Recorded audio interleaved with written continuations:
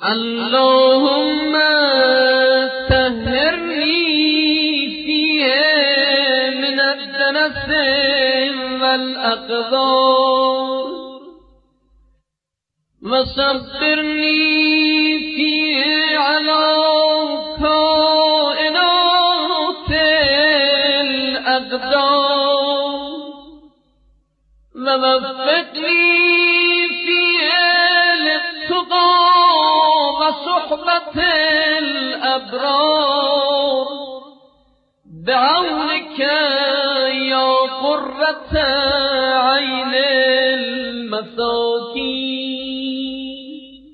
الله من الشیطان اللعین الرجیم. بسم اللہ الرحمن الرحیم. الحمد لأہلہ والصلاة علی اہلہ. ماہ مبارک رمضان کے 13ویں دن کی دعا. بسم اللہ الرحمن الرحیم. اللہم طہرنی فیہ من الدنس والاقذار وصبرنی فیہ علی کائنات الاقدار ووفقنی فیہ للتقى وصحبت الابرار بعونک یا قرۃ عین المساکین.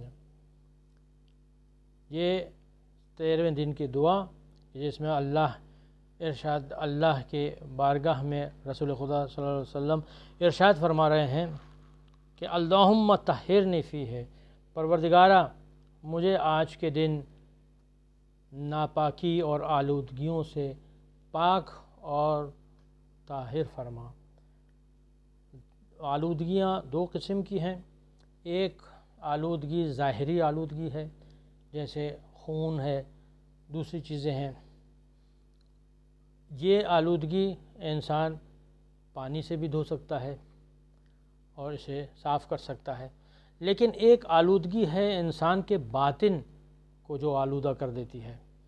وہ آلودگی کو صاف کرنا ذرا مشکل کام ہے. اس کے لیے انسان کو توبہ کرنے کی ضرورت ہے، انسان کو گریہ و زاری کی ضرورت پیش آتی ہے.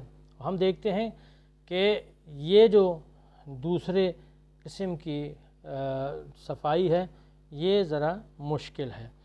اس لیے علماء نے بیان کیا کہ طہارت بھی 4 قسم کی ہیں.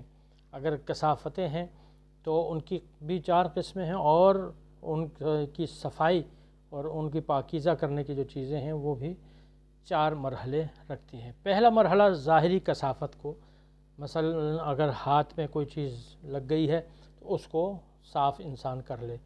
دوسرا اعضاء و جوارح، اپنے ہاتھ پاؤں میں اگر کچھ گندگی لگ گئی ہے تو اس کو صاف کر لے. لیکن تیسرا جو مرحلہ ہے یہ مشکل مرحلہ ہے. یہ قلب کو رذائل اخلاقی سے انسان پاک کرے. دل کے اندر حسد، کینہ، یہ ایسی چیزیں ان کو انسان کنٹرول کرے.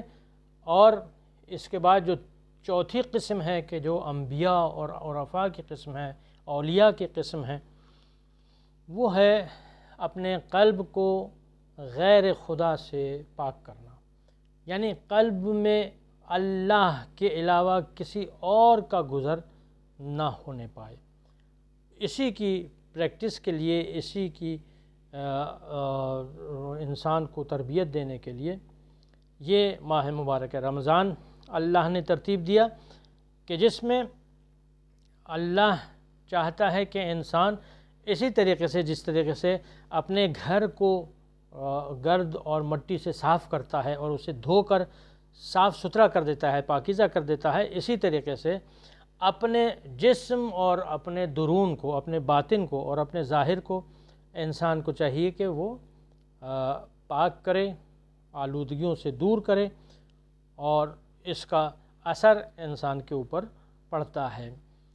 ایک آلودگی گناہ سے ہوتی ہے اور ایک آلودگی ظاہری ہوتی ہے. جیسے کہ اوپر بیان کر چکا ہوں کہ گناہ سے جو آلودگی ہوتی ہے وہ مشکل سے صاف ہوتی ہے، پاک ہوتی ہے. اس کے لیے انسان کو توبہ کرنے کی ضرورت ہے، گریہ کی ضرورت ہے اور تضرع کی ضرورت ہے.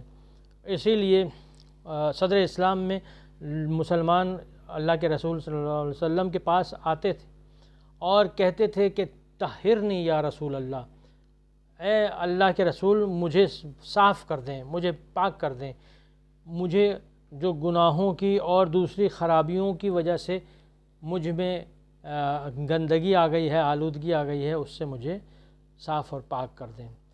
چنانچہ یہ اس طریقے سے عمل ہوا کرتا تھا۔ ایک چیز جو بہت ضروری ہے وہ یہ ہے کہ آج کل کے زمانے میں میکروب اور وائرس وغیرہ بہت مشہور ہے اور لوگ پریشان بھی ہیں، البتہ احتیاط کرنی چاہیے کہ انسان کو چاہیے کہ وہ اپنے آپ کو آلودگیوں سے پاک کرے، اور وہ جو وائرسز جو ہیں ان کا بھی خیال رکھے، اور گناہ سے جو قلب سیاہ ہوتا ہے، مثلا جھوٹ سے، حسد سے جو قلب سیاہ ہوتا ہے اس کا بھی خیال رکھیں، اور توبہ استغفار سے دل کو اور باطن کو صاف اور پاک کرنے کی کوشش کریں۔ انسان ظاہر میں اگر چاہتا ہے ظاہر میں عطر لگا لے، معطر ہو جائے، ہو سکتا ہے، مگر ظاہری عطر سے باطن اور روح کو معطر نہیں کیا جا سکتا، جبکہ اگر وہ باطن کو پاک اور معطر کر لے، اگر درون کو، اپنے ضمیر کو، اپنے آپ کو، اپنے نفس کو پاکیزہ کر لے، اس کا تزکیہ کر لے، تو ایسی صورت میں اس کا اثر ظاہر پر بھی نظر آئے گا۔ چنانچہ روایت ملتی ہے کہ اگر کوئی شخص نماز شب کی پابندی کرے تو اس کا چہرہ نورانی ہو جاتا ہے، اس کے جسم سے خوشبو آنے لگتی ہے۔ اسی لیے رسول اکرم صلی اللہ علیہ وسلم یہ اپنے اصحاب کو کہا کرتے تھے اور تاکید کیا کرتے تھے کہ اللہ کی عبادت اور اللہ کی راہ میں خلوص کے ساتھ آگے بڑھیں، اور یہ چاہیے کہ اپنے آپ کو عبودیت کے دائرے میں لے کر آئیں۔ اس کے بعد جو اس دعا کے اندر اہم جملے کی طرف اشارہ ہے وہ یہ ہے کہ وَصَبِّرْنِي فِيهِ عَلَى کائنات الاقدار، کہ مجھے پروردگارہ صبر عطا فرما ان قضاء و قدر پر کہ جو تیری قضا ہے اور تیرا حکم ہے، اس پر صبر کرنے کا مجھے توفیق عطا فرما۔ استعینوا بالصبر والصلاۃ قرآن کریم میں ایک آیت کا حصہ ہے کہ صبر اور نماز کے ذریعے سے اللہ کی بارگاہ میں آؤ اور دعا کرو ان دو وسیلوں سے۔ صبر کا جو کلمہ ہے 70 مرتبہ قرآن کریم میں آیا۔ صبر 3 طرح کی چیزوں پر ہوتا ہے۔ ایک صبر اطاعت پر ہوتا ہے، یعنی اگر کوئی عبادت کرنا چاہے اور اللہ کی اطاعت کرنا چاہے، کوئی نماز پڑھنا چاہے، مثال کے طور پر نماز شب کے لیے اٹھنا ایک مشکل کام ہے، ماہ مبارک رمضان کے علاوہ اس عبادت کے لیے انسان اٹھے اور بیدار ہو ذرا مشکل کام ہے۔ اس مشکل پر اگر انسان صبر کرے اور نماز شب ادا کرے تو اسے کہتے ہیں صبر بر اطاعت۔ دوسرے معصیت پر صبر کرے۔ معصیت، گناہ انسان کو جذب کرتا ہے، اب انسان کو اپنی طرف کھینچتا ہے، اٹریکٹ کرتا ہے، لیکن اس کا اثر خراب ہوتا ہے قیامت میں، اور اس دنیا میں بھی بعض گناہوں کا اثر ہوتا ہے اور قیامت میں بھی اس کا اثر ہوگا۔ معصیت، انسان گناہ کرنے کے لیے جب دل اس کا چاہے تو اپنے آپ کو روک لے، یہ صبر ہے، یہ صبر بر معصیت ہے۔ اور تیسری جو قسم ہے صبر کی وہ ہے مصیبت پر صبر۔ بھائی کا انتقال ہو جائے، دوست کا انتقال ہو جائے، ماں باپ کا انتقال ہو جائے، کسی کا انتقال ہو جائے، کوئی اس کے سامنے سے ہٹ جائے تو اسے افسوس ہوتا ہے، اس افسوس پر انسان صبر کرے تو یہ اللہ کی بارگاہ میں ممدوح ہے، اور اللہ کی بارگاہ میں یہ چیز جو اسوہ صبر ہے جناب امیر علی ابن ابی طالب علیہ السلام، یہ خطبہ شقشقیہ میں فرماتے ہیں ایک جملے میں فَصَبَرْتُ وَفِي الْعَيْنِ قَضَى وَفِي الْحَلْقِ شَجَا، کہ میں نے صبر کیا اس حالت میں کہ جب میری آنکھ میں کانٹا تھا اور میری حلق میں ہڈی تھی۔ اس عالم میں اس کیفیت اور اس مشکل مرحلے میں نے صبر کیا۔ ایک اور چیز جو اس دعا کے آخری حصے میں آتی ہے وہ تقوی اور صحبت ابرار، یہ دو چیزیں ہیں کہ انسان کو چاہیے کہ ماہ مبارک رمضان کو نظر میں رکھے۔ ماہ مبارک رمضان کا ہدف اور روزے کا ہدف لعلکم تتقون، تقوی اس کا ہدف ہے۔ انسان وہ کامیاب ہے، روزہ دار وہ کامیاب ہے کہ جو ماہ مبارک رمضان سے تقوی کے ساتھ باہر آئے۔ مختصراً تقوی واجبات کی ادائیگی ہے، محرمات سے پرہیز ہے، لیکن تقوی کے بہت سے مراتب ہیں، بہت سے منازل ہیں، بہت سے مقامات ہیں۔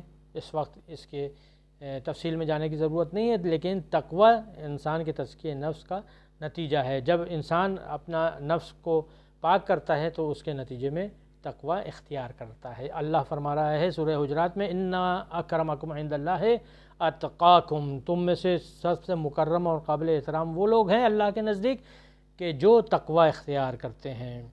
اور پھر آخری چیز صحبت کرام، یعنی نیکوں کے ساتھ صحبت کرنا۔ اتقوا اللہ وکونوا مع الصادقین، قرآن کریم میں اللہ نے فرمایا کہ اللہ سے تقوی اختیار کرو اور صادقین سچوں کے ساتھ ہو جاؤ۔